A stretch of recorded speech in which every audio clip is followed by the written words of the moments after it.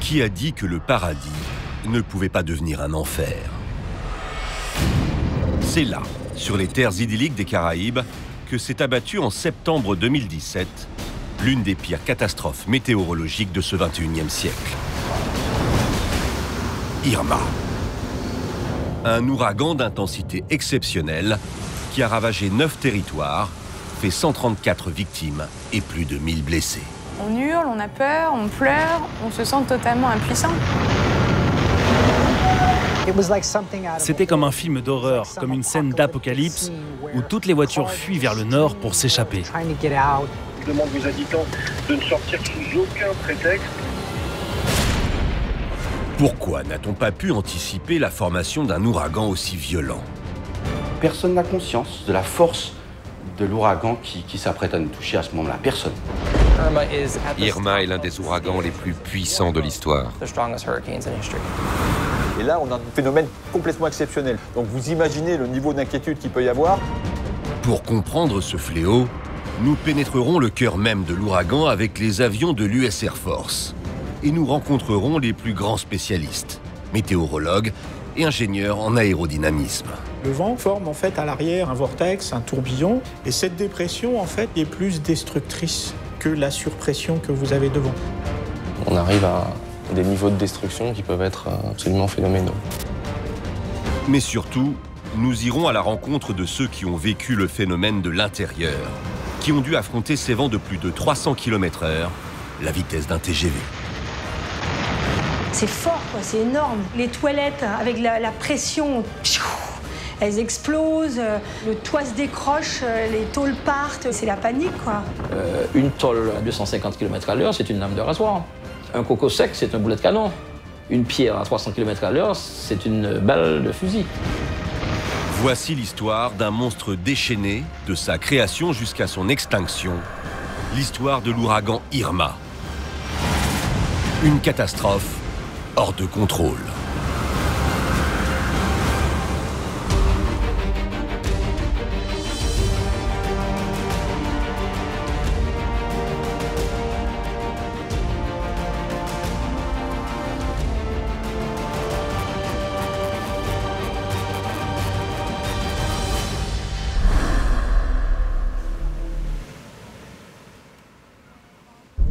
« 26 août 2017. Bienvenue sur l'île française de Saint-Martin, dans les Caraïbes. Un petit bout de terre de seulement 87 km², isolé du reste du monde, qui fonctionne en toute autonomie avec sa centrale électrique et même une usine de désalinisation pour l'eau potable.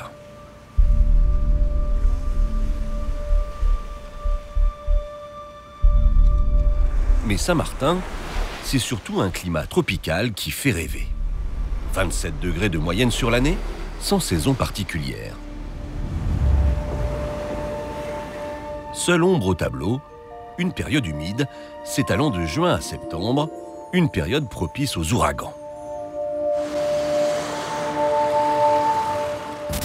Jean-Noël Degrasse dirige la cellule martiniquaise de Météo France depuis une vingtaine d'années. Initiateur du système de vigilance météorologique aux Antilles, il connaît parfaitement ces phénomènes. L'onde tropicale, c'est la perturbation classique de notre région. Alors il y en a beaucoup, il y en a quasiment tous les 3-4 jours, il y en a 60, 70 par an. À Saint-Martin, comme dans tout le reste des Caraïbes, on est habitué à cette saison cyclonique. Pourtant, cette fois, elle va se révéler particulièrement violente et même mortelle.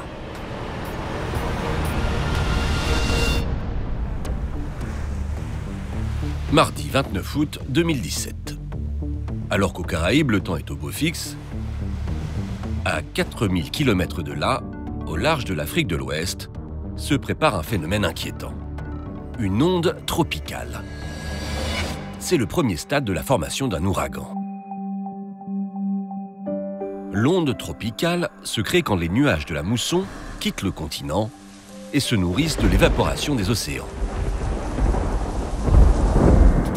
Michael Brennan est spécialisé dans l'étude et la prévention de ces phénomènes au Centre national des ouragans de Miami.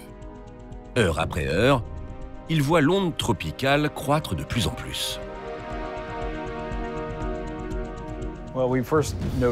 Tout d'abord, nous avons remarqué fin août l'onde tropicale qui arrivait depuis la côte africaine. Et on a tout de suite vu qu'elle avait le potentiel pour se transformer en dépression tropicale, puis en tempête tropicale dans l'extrême est de l'océan Atlantique. Michael Brennan, comme ses homologues, a vu juste. Jeudi 31 août, soit 2 jours après sa formation, l'onde tropicale s'est transformée en tempête tropicale, deuxième stade de la formation d'un ouragan. Cette fois, les éléments s'organisent. Nuages et vents forment ce que les spécialistes appellent une machine thermique. Un système climatique gigantesque en forme de spirale où l'air chaud de la mer s'échange rapidement avec l'air froid de l'atmosphère. S'il grossit, le phénomène peut être particulièrement destructeur. La menace est donc prise très au sérieux et porte même un nom.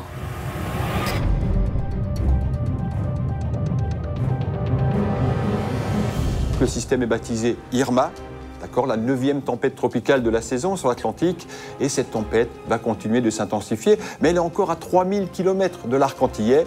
Néanmoins, toutes les prévisions de tous les modèles qui sont utilisés par les prévisionnistes la font venir menacer le nord des Petites Antilles dans les 5-6 jours qui viennent.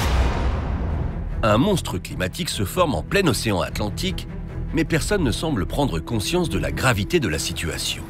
Et rien n'est fait pour alerter les populations. Sur la côte est américaine, le bulletin météo parle même d'Irma comme d'une simple tempête tropicale.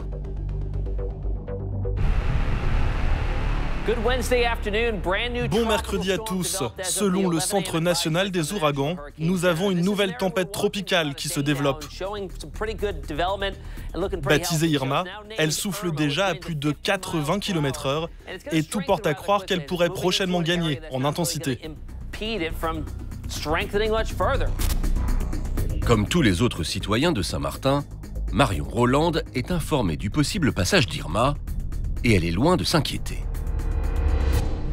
Au début, tempête tropicale, non, ça nous fait pas peur parce qu'on sait que c'est un peu d'eau, un peu de vent, on a l'habitude, ça arrive souvent. Cette tempête tropicale, à ce moment donné, on sait qu'elle va concerner plus ou moins les Antilles françaises. Donc on ne sait pas si c'est la Martinique, la Guadeloupe ou Saint-Martin, mais on sait qu'elle va passer dans notre zone. Donc on commence à faire des courses, l'eau, les produits de première nécessité, mais sans affolement, vraiment sans affolement. Parce que c'est dans le cycle des choses ici aux Antilles. On sait que, qu'il y a des cyclones qui peuvent nous concerner. Irma continue donc de se développer sans réellement inquiéter la population. Mais ce n'est que le calme avant la tempête.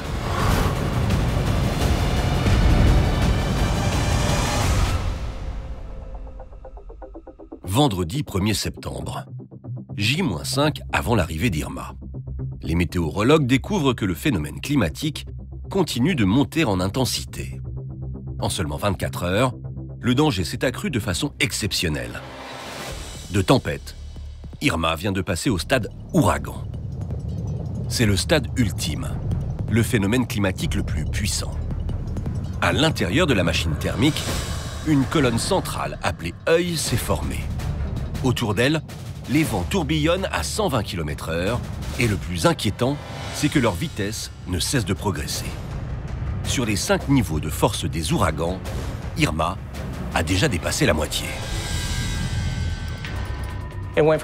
Irma est passé d'une tempête tropicale à un ouragan en un seul jour, ce qui est un développement ultra rapide. Puis, en un jour encore, l'ouragan a atteint la catégorie 3. Donc, en 2 jours seulement, ce qui n'était qu'un système assez faible est devenu un ouragan majeur. Le monstre se rapproche. Avec une vitesse moyenne de 20 à 30 km/h et une trajectoire qui l'amène droit sur l'archipel caribéen, Irma fait désormais la une des informations. L'ouragan Irma s'est renforcé cet après-midi. Actuellement ouragan de classe 4. Il abordera l'arc antillais à partir de demain soir. Les vents soutenus près du centre sont maintenant de 215 km/h avec des rafales importantes. À peine ces nouvelles informations météo diffusées, le paradis devient un bunker. Les Saint-Martinois le savent, lorsqu'Irma arrivera, il ne leur sera plus possible de sortir. Quiconque osera mettre un pied dehors courra le risque d'être projeté ou victime de projectiles meurtriers. Anne Jacques est directrice d'un hôtel à Saint-Martin. Quand elle prend conscience du danger, il ne lui reste que très peu de temps pour se préparer. J'achète des lampes, tout ce que je peux trouver, et puis à l'hôtel, avec l'équipe de l'hôtel, on range tout, on met tout le mobilier de la piscine, les transats, tout le mobilier de l'espace petit déjeuner, tout ça. On rentre tout dans des chambres, bien à l'abri. Ah bah alors là, c'est l'orgie sur l'île. On fait tous les dernières courses. Donc là, les supermarchés se vident au fur et à mesure. On est tous là à chercher des piles, à chercher des bidons pour pouvoir faire des réserves d'eau, des radios pour pouvoir suivre la communication, parce que bien évidemment, après, on s'attendait à ne plus avoir d'électricité, plus de télé, plus rien. Donc pouvoir suivre les nouvelles au fur et à mesure. L'avant-cyclone, c'est la course. Si la tension est aussi forte à Saint-Martin, c'est que de nombreux bâtiments n'ont pas été construits pour résister aux ouragans. Yves Page est architecte spécialiste en construction paracyclonique. Il sait qu'aux Antilles, la solidité des structures est bien inférieure au vent annoncé d'Irma. Aux Antilles, effectivement, une grande partie des constructions est aux marges de la légalité. Et du coup, les mécanismes qui sont mis en place en France pour contrôler la solidité des constructions ne sont pas forcément suivis des faits dans certains territoires, comme aux Antilles et ailleurs. Le compte à rebours a commencé et il n'y a plus de temps à perdre. Selon les dernières prévisions, Irma doit frapper le sud-est des Caraïbes dans moins de 48 heures. Mais à mesure que l'ouragan approche, l'incertitude gagne les météorologues. Ils doivent absolument compléter les informations fournies par les satellites. Trajectoire, vitesse des vents. Pour mieux comprendre Irma, il va falloir pénétrer au cœur même de l'ouragan.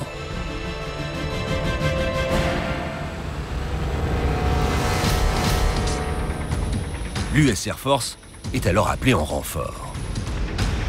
Dans la région, seuls les militaires américains sont capables d'une telle mission.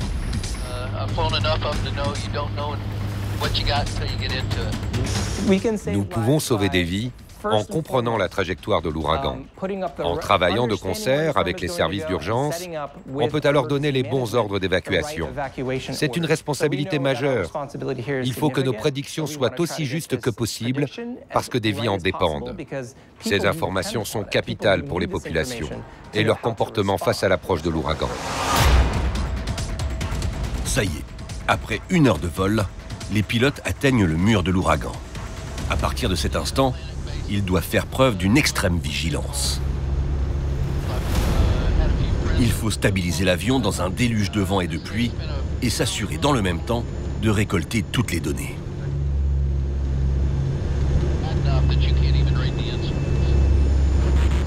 L'avion mesure la vitesse et la puissance à son niveau, vers les 3000 à 4000 mètres au-dessus du sol. Il mesure aussi le vent à la surface de l'océan grâce à un instrument qu'on appelle le Step Frequency Microwave Radiometer. Avec cet instrument, on a une bonne idée de ce qui se passe au sol. On envoie aussi des sons qui ressemblent à des paquets composés d'outils météorologiques avec un parachute qui tombe dans l'ouragan. Elle mesure la vitesse du vent, la direction, la température, l'humidité et la pression. En traversant Irma, l'équipage passe par le fameux œil de l'ouragan. Une colonne de 15 km de haut sur 50 km de large. Le ciel y est parfaitement bleu, sans aucun vent. Alors qu'en face, dans ce que les spécialistes appellent le mur de l'œil, les éléments se déchaînent. D'ailleurs, les premières mesures récupérées au cœur de l'ouragan sont tombées. Et elles font froid dans le dos.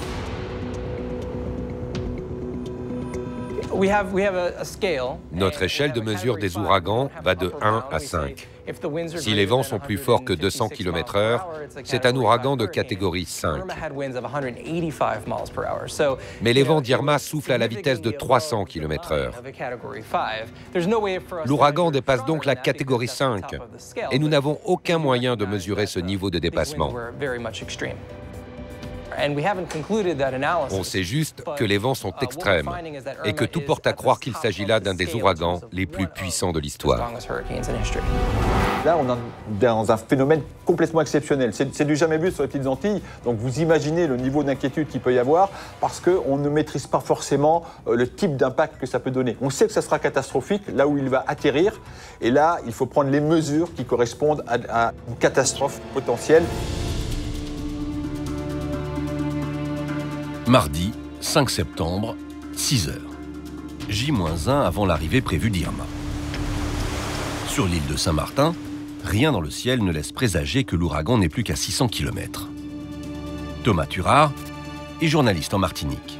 Il est venu couvrir le passage de l'ouragan sur Saint-Martin. Ce qui est surprenant, en fait, c'est que pendant toute la journée, il a fait grand beau. Mais du soleil, on avait envie de plonger et tout ça, d'aller se baigner. On se disait, ah, c'est super, on va passer une belle journée. Mais en fait, non. À la radio, les messages d'alerte se multiplient.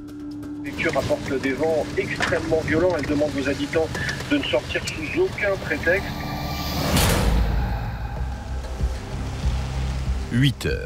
C'est maintenant certain, l'ouragan Irma va frapper l'île de Saint-Martin de plein fouet. Les autorités ordonnent l'évacuation d'une grande partie de la population. Tous ceux qui vivent sur les littoraux ou dans des maisons fragiles doivent fuir. Zalissa est infirmière à la Croix-Rouge de Lille. Elle connaît bien la population de Saint-Martin. On redoute pour la population une nouvelle fois qui sont dans des quartiers précaires. Il y en a plein, il y en a beaucoup. C'est la population avec laquelle on travaille à l'année. Donc on sait très bien dans quoi ces personnes vivent. Et on sait très bien que des vents de 200-300 km/h, tout va s'en aller. Les gens qui sont en bord de mer, la mer va monter, rentrer dans les habitations. Il n'y a pas d'étage. La crainte est énorme pour beaucoup de personnes. Pour les autres habitants, l'urgence est de protéger leur maison, par tous les moyens. Les gens s'activent, la population s'active à solidifier leur maison, aller chercher des vivres. Là, je dis, là, les gens, ils sont inquiets. Parce qu'il y avait énormément de personnes en caisse qui achetaient des contreplaqués, des clous, des choses de toutes sortes, quoi. Surtout des planches pour pouvoir protéger leur maison, en fait, leurs fenêtres, etc. 10 h. Tous les regards se portent sur l'usine de dessalement. Face au risque extrême et imminent, la préfecture prend la décision de couper la production d'eau de façon préventive pour éviter que du sable, remué par la houle cyclonique, soit aspiré dans les pompes de l'usine. Car si l'usine ne peut plus produire d'eau potable, c'est toute l'île qui sera privée de cette ressource vitale.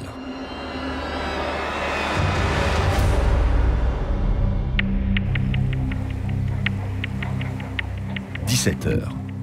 L'île est désormais placée en vigilance violette. C'est l'alerte maximale. Les habitants ont interdiction totale de sortir et de circuler. Pour eux, ce sont de longues heures d'angoisse qui commencent. Quand on voit les bulletins météo et tout ça, on sait que ça va être un très gros cyclone. On sait. Donc là, la peur monte en fait parce que c'est du sérieux, quoi. Et là, c'est le pire parce qu'on sait qu'on n'a plus que quelques heures qui nous rapprochent du cyclone. On a l'impression que la Terre s'arrête de vivre. On a l'impression que c'est l'apocalypse qui arrive, le ciel devient violet, c'est fluorescent. On n'entend plus un bruit d'oiseau, plus une feuille qui bouge dans les arbres. Ça rajoute un stress parce que c'est pas normal. Et là, c'est vraiment le calme avant la tempête. Les habitants pensent être préparés au pire, mais ils sous-estiment la menace. Personne, vraiment, personne n'a conscience de l'importance, de la force de l'ouragan qui s'apprête à nous toucher à ce moment-là. Personne. 18 h. Irma est de plus en plus proche. À une vitesse de 20 km/h, l'ouragan devrait atteindre la petite île 9 heures plus tard. Mais avant les vents, un phénomène annonciateur arrive sur l'île, la houle cyclonique. Poussée au large par l'ouragan, d'immenses vagues déferlent sur les côtes. Présent sur la plage de la baie orientale, le journaliste Thomas Turard est l'un des premiers témoins du phénomène. On a fait des images au loin et là on voyait déjà la houle. Et c'est là qu'on s'est dit, ça arrive. Irma est en train d'arriver parce qu'il y a du mouvement de mer, la houle est importante. Au loin, on voyait vraiment que la houle était de plus en plus importante. Bien avant le mur de l'œil, il y a déjà une mer complètement démontée qui commence à assaillir les côtes. On a des vagues de 8, 10, 12 mètres, mais c'est surtout la puissance de ces vagues qui est importante. Donc il y a des vagues qui viennent de loin, qui sont rejointes par des vagues qui sont levées par le vent, et ça c'est très destructeur. Alors que les vents ne soufflent pas encore, en plus des vagues hors normes de la houle cyclonique, un autre danger menace l'île. Dans l'ouragan, l'air est projeté rapidement de l'intérieur vers l'extérieur, une gigantesque soufflerie au-dessus de l'océan. Résultat, dans toute la périphérie de l'ouragan, le niveau de l'eau monte mécaniquement.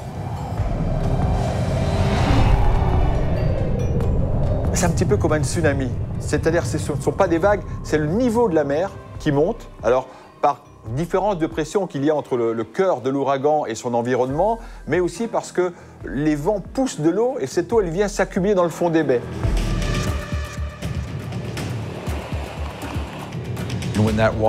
Lorsque l'océan atteint les côtes, l'eau s'engouffre dans la ville et va jusqu'à des endroits qu'elle n'atteindrait jamais en temps normal.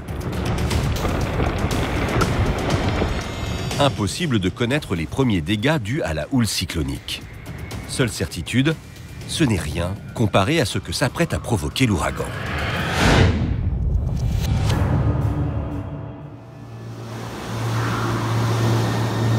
Mercredi 6 septembre, 3 h du matin. Le vent commence à souffler sur Saint-Martin. Cette fois, ça y est, Irma est là.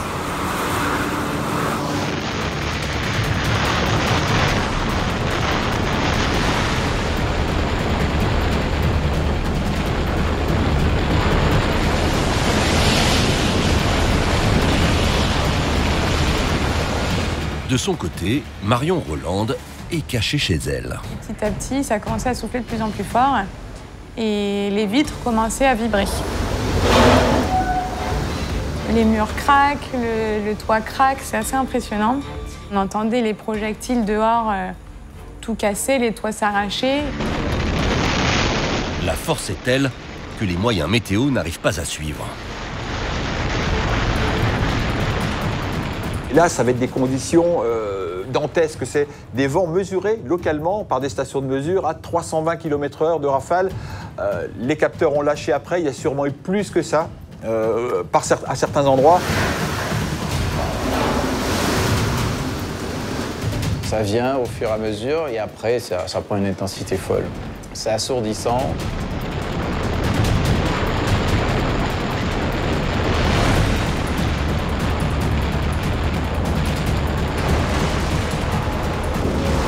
Oubliez l'image idyllique des Caraïbes. Désormais, le spectacle est apocalyptique. Au vent d'une brutalité inouïe qui souffle littéralement maisons et bâtiments, s'ajoute une autre mécanique destructrice, l'effet de pression-dépression.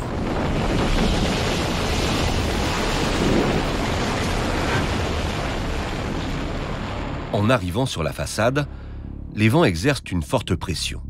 Mais en la contournant, ces mêmes vents créent un effet inverse, une dépression, autrement dit une aspiration par l'arrière qui facilite l'arrachement.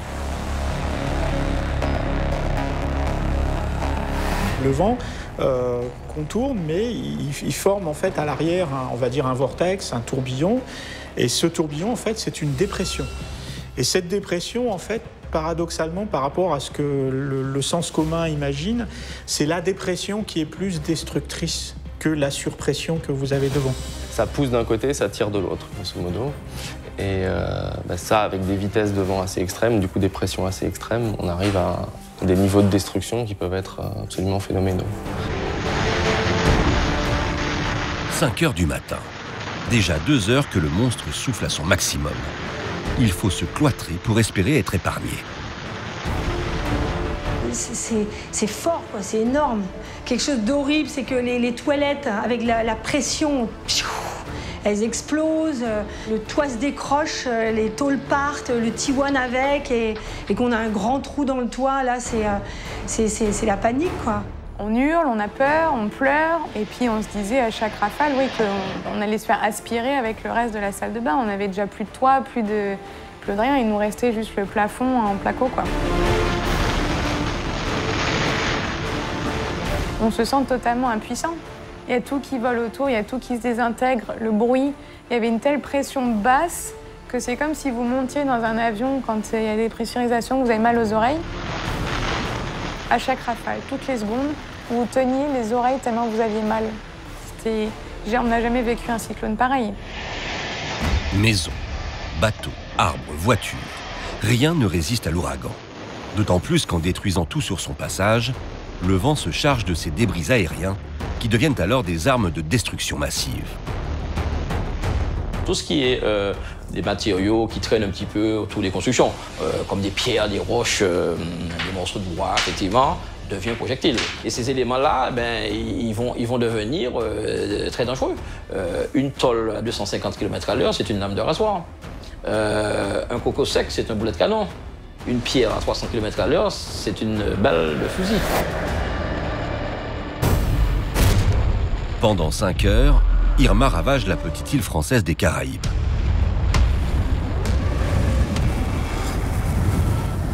Au petit matin, les habitants de l'île dressent un premier bilan.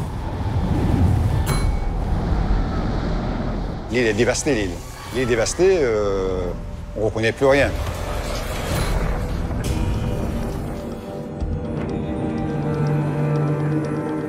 Plus grave encore, il n'y a plus d'eau potable sur le territoire. L'usine de dessalement, si vitale pour cette île isolée, a été gravement endommagée par l'ouragan. David Poinard est expert en eau potable. Il a été envoyé sur Saint-Martin juste après le passage de l'ouragan pour réparer l'usine. Sur l'usine de dessalement, on s'est rendu compte que le vent avait complètement soufflé les murs. Le hangar, le toit qui abrite l'usine a été soufflé et en même temps une grande quantité d'eau de mer s'est déversée sur l'usine. Elle est complètement inopérante, il y a des débris de partout, ce qui est assez dramatique pour une usine. Et personne ne sait à ce stade dans combien de temps l'usine pourra de nouveau produire de l'eau potable. Quelques heures après le passage d'Irma, le premier bilan officiel annonce que 95% de l'île a été impactée. Devant l'ampleur des dégâts, la panique gagne le reste de la zone, car Irma va continuer sa route dévastatrice. 6 septembre, midi. Irma poursuit sa route vers l'ouest. L'ouragan devrait bientôt passer par la République dominicaine, Haïti et Cuba. Ensuite, il se dirigera vers le nord pour atteindre l'archipel des Keys, au sud de la Floride. Aux États-Unis, la menace est prise très au sérieux. Les Keys, c'est plus de 80 000 résidents et des milliers de touristes. L'ouragan Irma continue sa route dans les Caraïbes avec des vents à 200 km/h. Classé catégorie 5, il devrait longer ce matin Porto Rico, la République dominicaine, Haïti, la Floride est déjà en état d'alerte. Un ordre d'évacuation de la zone est immédiatement lancé par les autorités locales. David Obalé est journaliste au Miami Herald. Habitué aux ouragans, il couvre le phénomène Irma depuis fin août. Quand l'ouragan commence à s'approcher de la Floride, les services d'urgence sont en alerte. À partir de cet instant, ils vont déclarer l'état d'urgence. Cela va leur permettre de lever des fonds et de déployer d'importants moyens pour prévenir la catastrophe. On se prépare à subir cet ouragan. La péninsule de la Floride a toujours été une région à risque, mais cette fois le risque est pris très au sérieux, car Irma paraît très puissant. Tellement puissant d'ailleurs que nous nous sommes rendus compte que sa trajectoire importait peu, que de toute façon, la région entière serait impactée par des vents très puissants et que la population subirait de gros dégâts.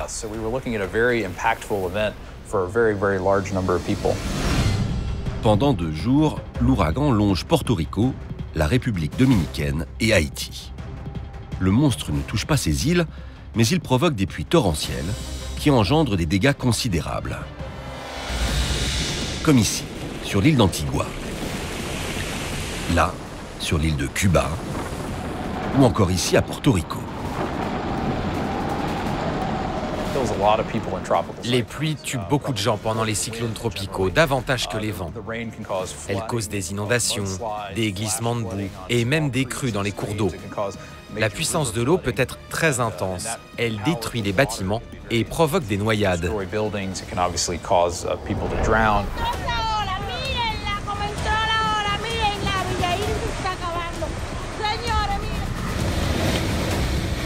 Eau, électricité et moyens de communication coupés, de Porto Rico à Haïti, Irma fait des ravages et souffle la vie de 13 personnes.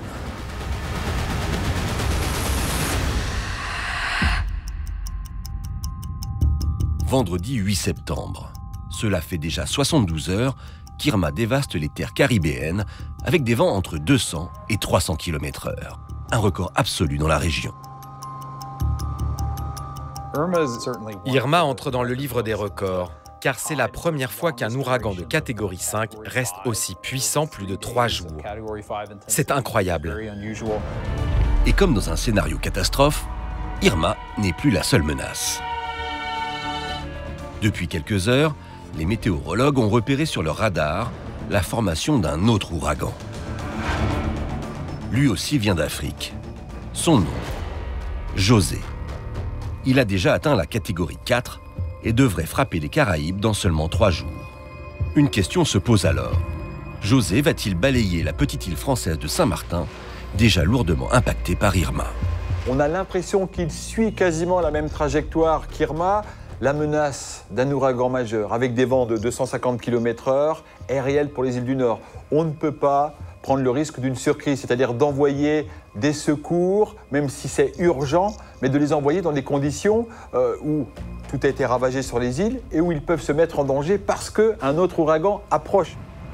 D'autant que les conséquences d'Irma fragilisent encore plus les Saint-Martinois. Il n'y a plus de téléphone ni d'internet sur l'île. C'est par le bouche à oreille que les habitants apprennent terrifiés l'arrivée imminente de José. On vient d'avoir Irma. Il y a une très grande partie de la population qui n'a plus de toit.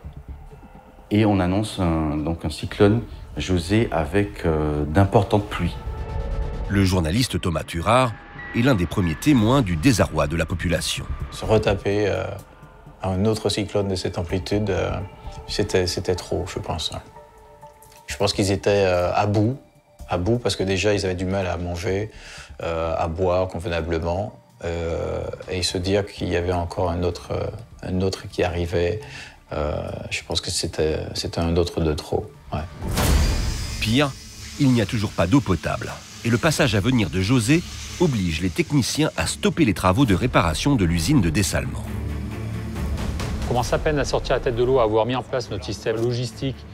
Et là, on nous dit, attention, vous avez José qui arrive, donc on va devoir tout remettre quasiment à plat. Donc c'est pour ça que même la partie traitement de l'eau, moi, je donne l'ordre de la démonter pour la remettre, pour éviter qu'elle soit submergée, parce qu'elle est mise très proche du littoral. Samedi 9 septembre. J3 après le passage d'Irma sur Saint-Martin.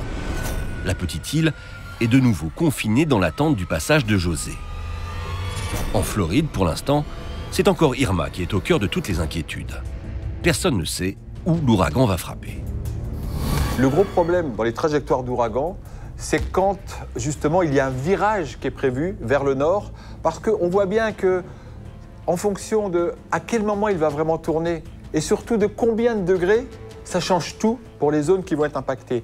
Et donc là, la problématique, quand Irma est en train de longer les côtes cubaines, c'est à quel moment il va tourner vers la Floride.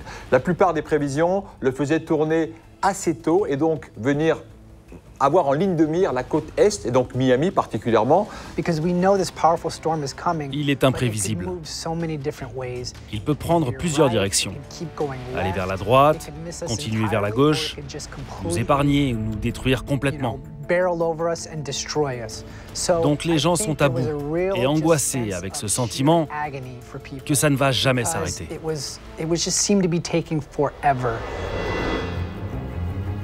Alerté par les bulletins météo, le gouvernement local craint des inondations massives dues à la marée de tempête. Car la Floride est un État très plat, propice à ce type de phénomène. Les autorités locales prennent une décision radicale. Évacuer 6 millions de personnes, du jamais vu en Floride.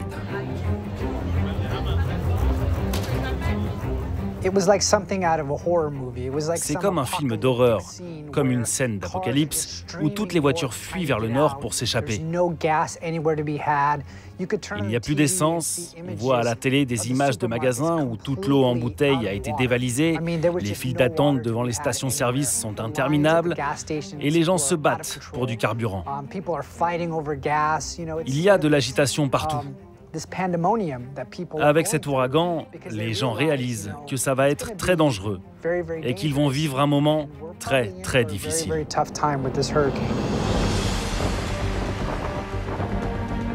C'est un phénomène rarissime auquel assistent les habitants de Floride qui ont décidé de rester sur place. Alors que d'ordinaire, il n'y a pas de marée, cette fois l'océan se retire sur 1 kilomètre.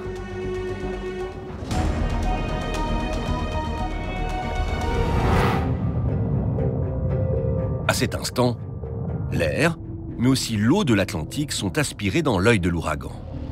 Cet effet de succion provoque le retrait de l'océan sur les côtes.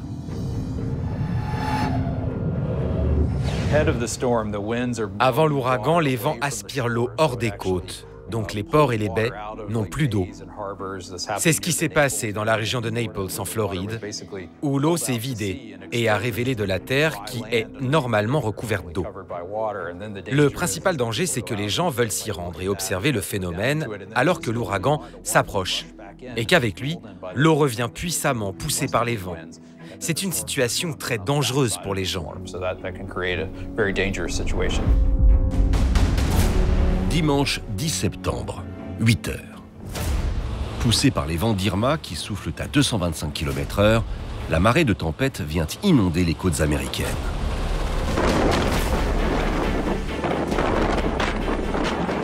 Ce sont des vagues de 10-12 mètres qui sont arrivées, qui ont déferlé sur ce qu'on appelle le point le plus sud des États-Unis, à Key West, et qui ont énormément endommagé ces îles avant d'aller sur la côte ouest de la Floride.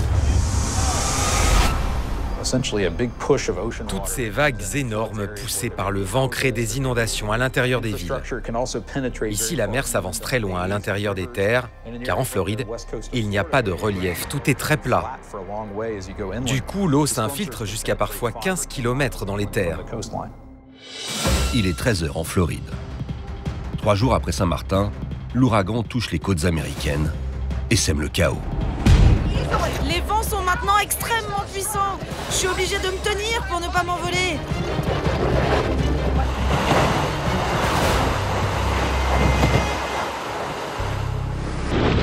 Bateaux projetés à des kilomètres à l'intérieur des terres, mobil-homes pulvérisés, arbres et panneaux de signalisation arrachés. Ici aussi, les dégâts sont spectaculaires. Pour moi, ça ressemble à une zone de guerre. Dehors, le vent frappe violemment.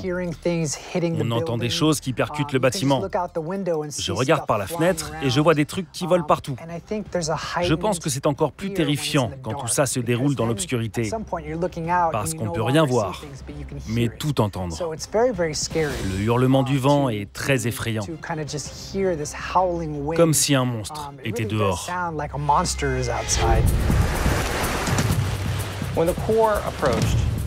Quand l'ouragan atteint la Floride et la région des Keys, les vents sont très puissants et pendant une longue période, entre 30 minutes et 1 heure. Dans les Keys, il y a des vents intenses. Ce sont des vents de catégorie 4 qui écrasent les bâtiments, les infrastructures, les fenêtres, les toits, des magasins entiers. Et en plus des vents qui soufflent très fort, il y a de grosses pluies qui causent une montée importante du niveau de la mer. Rapidement, c'est toute la ville qui est inondée.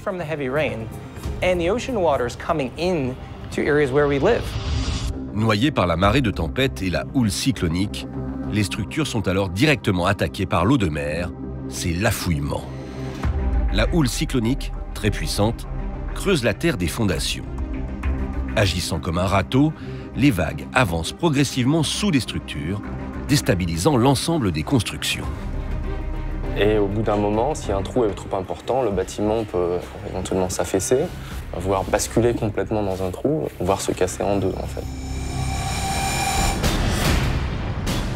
Alors qu'en Floride, plus de 6 millions de personnes sont toujours sans électricité, l'ouragan poursuit sa course vers le nord-ouest. Mais le cauchemar va prendre fin, car en s'enfonçant dans les terres, Irma commence à baisser en intensité. Après avoir causé la mort de 90 personnes aux États-Unis, l'ouragan finit son périple le 12 septembre, en Alabama. Il n'est plus alimenté par la chaleur de l'océan. Quand il n'est plus alimenté, il perd de l'intensité en termes de vent, en termes de variation de pression.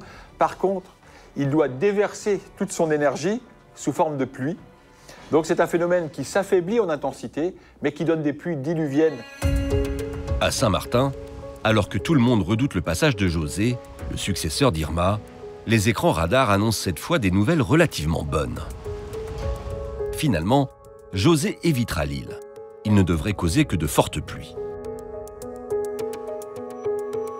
Bonne nouvelle, l'ouragan José est bien devenu un ouragan majeur, qu'il est passé à quelques dizaines de kilomètres de l'arc entier. Vous voyez, ça s'est joué à pas grand-chose, mais heureusement parce que là, ça aurait été vraiment une deuxième grosse catastrophe. Avec des rafales mesurées à 360 km/h, Irma est entrée dans la catégorie des ouragans les plus puissants jamais enregistrés dans l'Atlantique Nord. En 10 jours, sur les 9 territoires traversés, Irma aura tout détruit. Partout, les ravages sont énormes. On estime à plus de 120 milliards d'euros le coût des dégâts, rien que dans la région Caraïbe.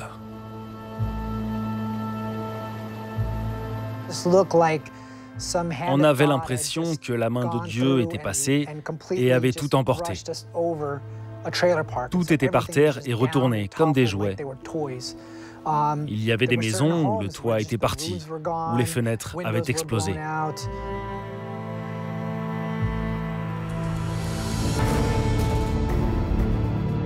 À Saint-Martin, le chaos laissé par Irma est semblable à un bombardement.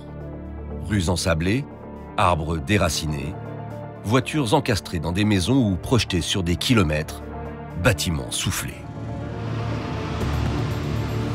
La plupart des infrastructures publiques sont détruites, qu'il s'agisse des écoles, des établissements publics ou de l'hôpital. Tout est détruit, l'aéroport est partiellement détruit, on ne peut pas arriver. La mer est encore trop agitée pour qu'on puisse accéder par bateau, ce qui complique bien évidemment l'arrivée de renforts extérieurs sur l'île de Saint-Martin et de Saint-Barthélemy. Les dommages sont d'autant plus considérables que l'île est isolée. Quand l'usine de dessalement est touchée, c'est toute la population qui n'a plus d'eau potable pour vivre. Les techniciens chargés de la réparer vont se relayer 24 heures sur 24 pour la remettre en marche.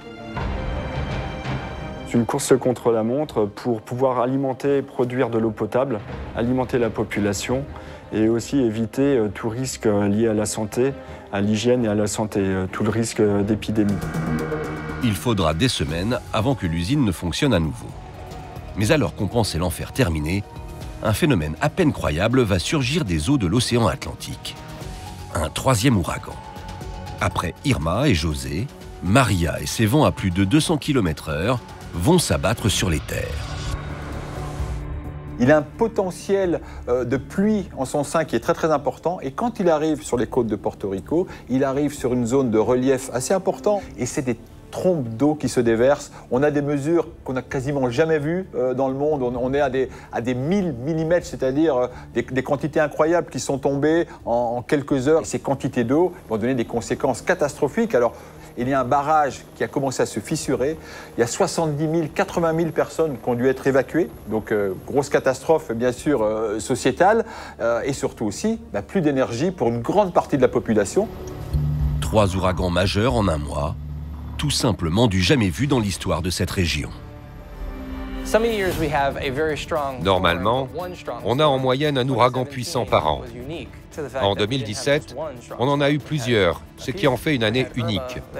Il y a eu Irma, puis Maria, un ouragan de catégorie 5 qui a atteint Porto Rico. Et avant, on avait eu aussi Harvey, un ouragan de catégorie 4. C'est une saison impressionnante, marquée par une série d'ouragans de forte intensité. Une série noire qui peut s'expliquer par le réchauffement global des océans, véritable combustible des ouragans. Les effets du changement climatique sont une réalité sur les petites Antilles. Il ne s'agit pas de nier quoi que ce soit. Les bases de données sur les températures nous le montrent très clairement. C'est quasiment 1/4 de degré d'augmentation par décennie, ce qui est énorme. C'est plus que la moyenne mondiale. On prévoit qu'il y ait davantage de phénomènes intenses, pas forcément plus de cyclones, pas forcément plus d'ouragans, mais plus d'ouragans intenses, et notamment sur des régions où ce n'était pas forcément habituel. Aujourd'hui encore, la reconstruction se poursuit et les questions se posent. Comment éviter qu'un tel drame se reproduise? Quelles protections efficaces face à ces ouragans de plus en plus intenses? Alors on peut parfaitement construire un bâtiment paracyclonique qui résiste à un ouragan de catégorie 5. L'idée générale, c'est qu'il faut que les structures soient beaucoup plus résistantes, et pour atteindre cette résistance, on met plus de matière en fait. Et une matière, c'est-à-dire qu'on met plus de béton, on met un peu plus de métal, un peu plus de bois. On a des vitrages qui se rapprochent dans leur composition de vitrages blindés en fait. C'est-à-dire qu'on met en place différentes couches de verre et avec des films en plastique qui sont collés entre les différentes couches de verre, et c'est ça qui donne la résistance au vitrage. Il a été démontré que dans des essais de soufflerie, avec une pente bien précise, on réduit les effets du vent. Par exemple, la pente qui est à 45 degrés, donc 45 degrés, voilà, vous avez un phénomène de tremplin du vent. Ça veut dire que le vent, quand il arrive dessus, c'est comme un tremplin de moto, là, vous savez, ça décolle, et quand le vent passe de l'autre côté, les effets de succion sont limités. Des techniques de construction qui coûtent entre 10 et 40% plus cher que des constructions classiques. Et si le risque zéro n'existe pas, il est toujours possible d'essayer de limiter les ravages causés par les ouragans. Depuis le passage d'Irma, une réflexion est menée par les politiques locaux et les experts du bâtiment quant aux nouvelles normes de construction.